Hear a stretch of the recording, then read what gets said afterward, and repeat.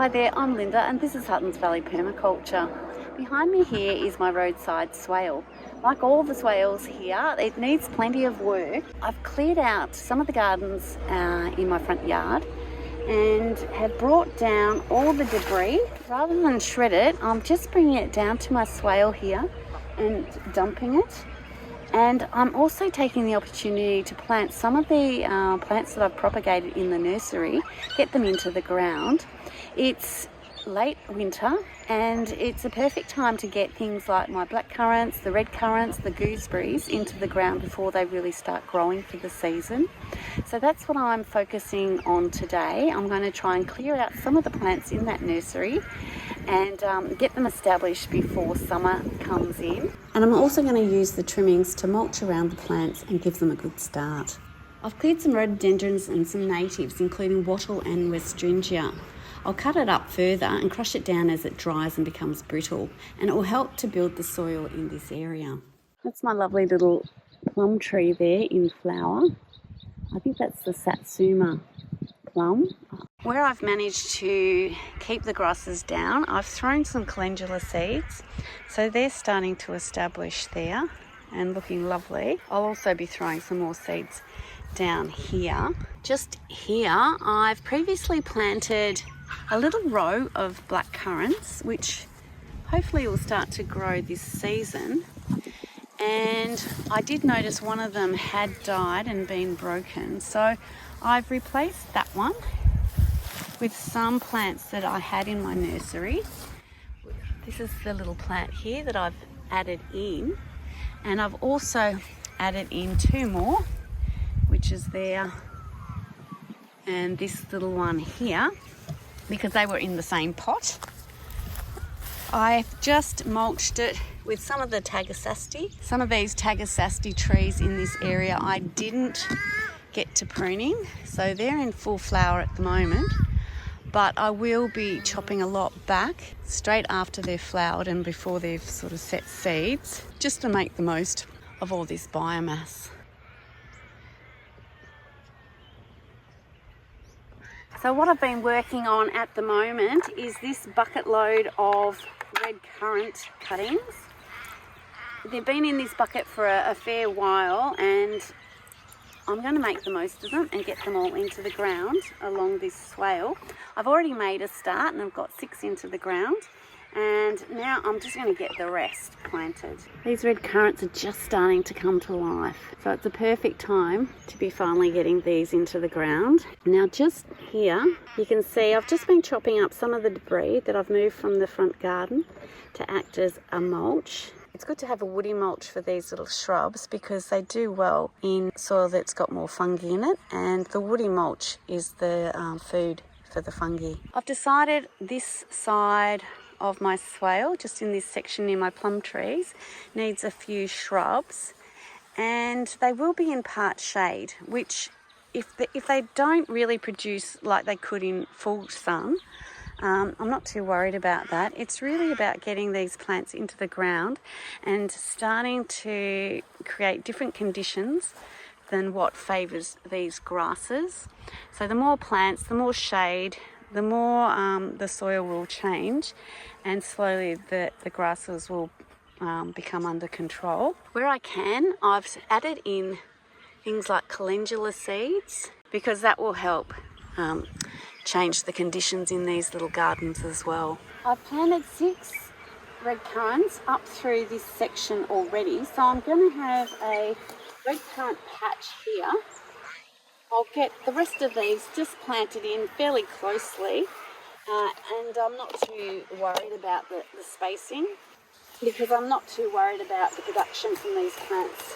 I'm just going to plant them with minimal disturbance, but they do have quite a big root system, some of them, so I do have to dig enough so that I can fit that in. So that's pretty good.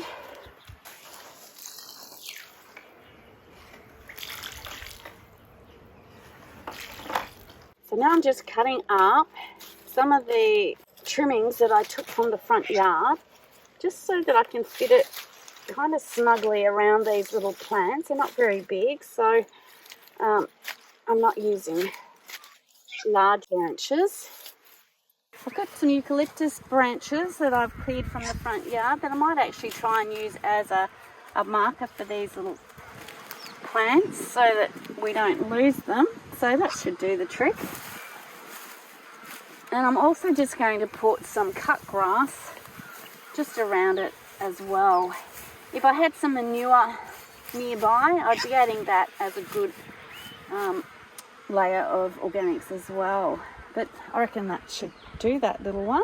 Okay, with that one nicely in and marked, I'll move along and I'm going to add in a couple more, well, actually a few here. I do have a little acacia just starting to grow there, but that will be fine. It will just create some shade down the track. But I think just here will be perfect. And once again, I'm just clearing enough to get these plants in and clear of grasses so that they can actually start to establish. And perhaps one just here.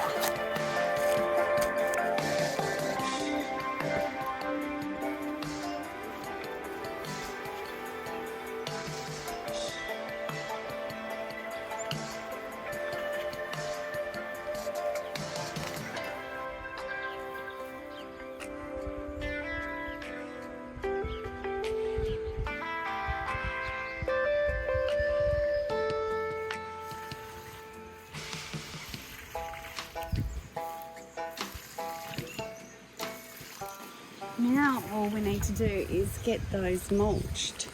In addition to the trimmings that I brought down from the front garden, I'm just going to make the most of resources that are available out here as well. This branch has just broken off this wattle tree and it's easy to break up.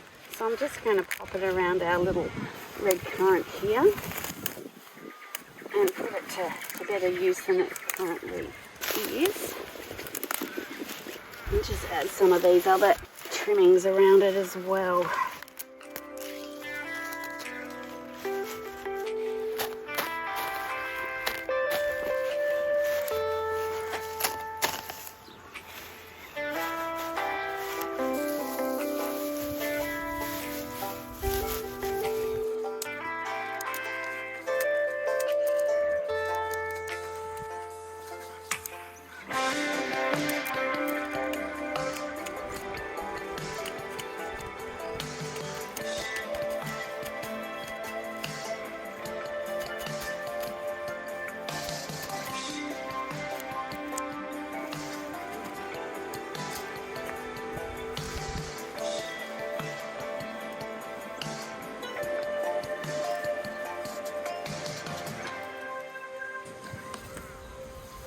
Three more in.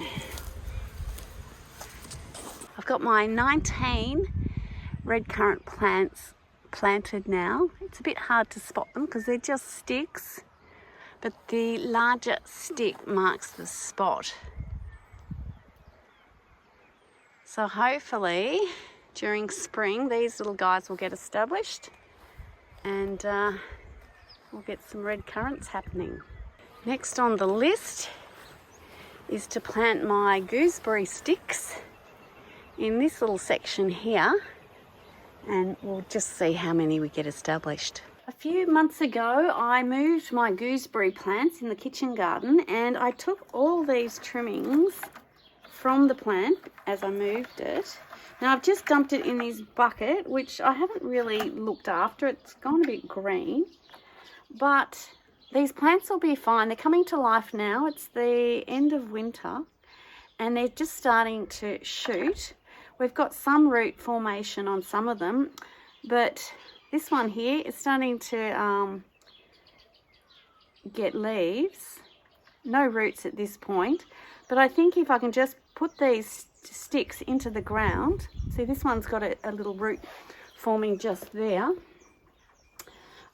These plants should take off, and even if I don't harvest all these gooseberries, the birds should enjoy them and I can chop them out later on if I don't want the plants where I've decided to put them at this point. I'm just going to put the gooseberries in this section here. I'll dig a hole if there's roots on the plant and put it in carefully, but if it's still just a stick, I'm just putting a slit in the ground and pushing it in, and hopefully those plants will take. I'll nurture them a little bit more with mulch down the track when they're showing signs of life, and it's worth the effort. But at the moment, I just want to get these sticks into the ground and give them the best chance of surviving and turning into a productive plant. So I'm basically just making a little slit, pushing it in, and then firming down the soil around it. And later on, if I find some of these plants just in the wrong spot, I can just cut them down and use them for mulch, or dig them up and transfer them somewhere else, or just take cuttings of them and just do this cycle again.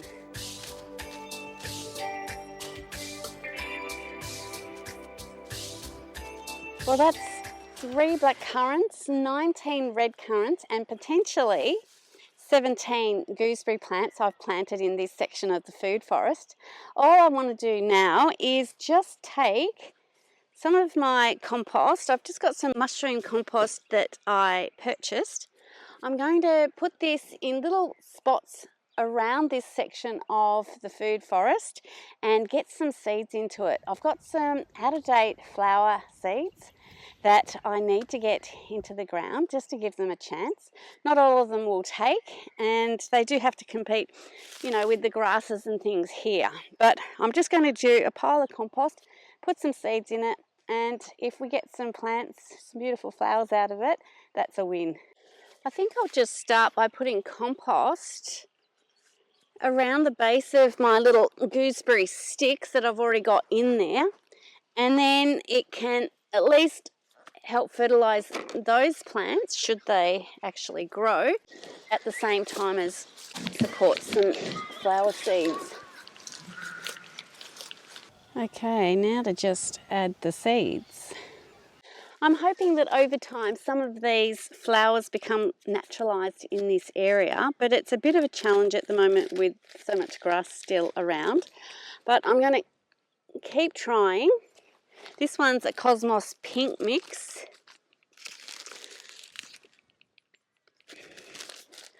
I've got some mixed California poppies. This is seeds a neighbour gave me. They're well and truly out of date, but we'll just give them a try. And evening primrose. The evening primrose seems to grow well. It grows up in my kitchen garden, and I find the native birds just love to eat all the seeds. Now, if too many flowers grow in these spots with successful gooseberry plants, I will use them like a chop and drop and mulch them, but I do hope some will go to seed, so I'm certainly going to be letting that happen.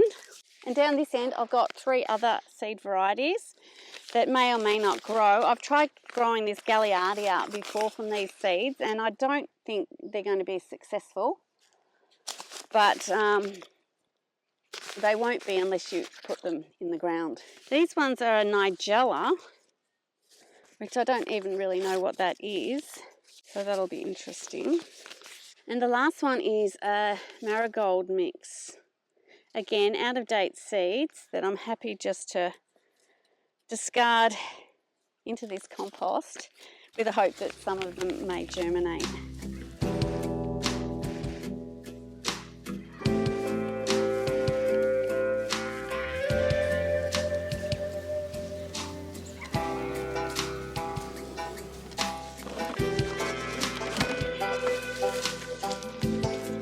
Just dropped a whole pile of evening primrose seeds somewhere, so we'll have a lot in this area.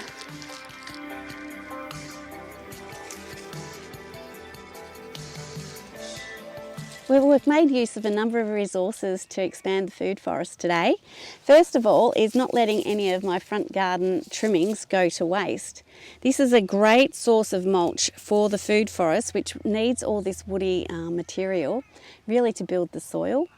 But more importantly, another resource is making the most of plants that are already in your garden. Blackcurrants, redcurrants, gooseberries, raspberries, all those sorts of things can be multiplied just by taking cuttings. Down the track I mightn't want that many plants in this area, so I can cut them down and use them as mulch or move them. But for the moment they're doing a really important job of helping to inhibit the grass and change the soil to one that supports these trees a lot better. I hope you've enjoyed today's video. Thanks so much for watching, and bye for now.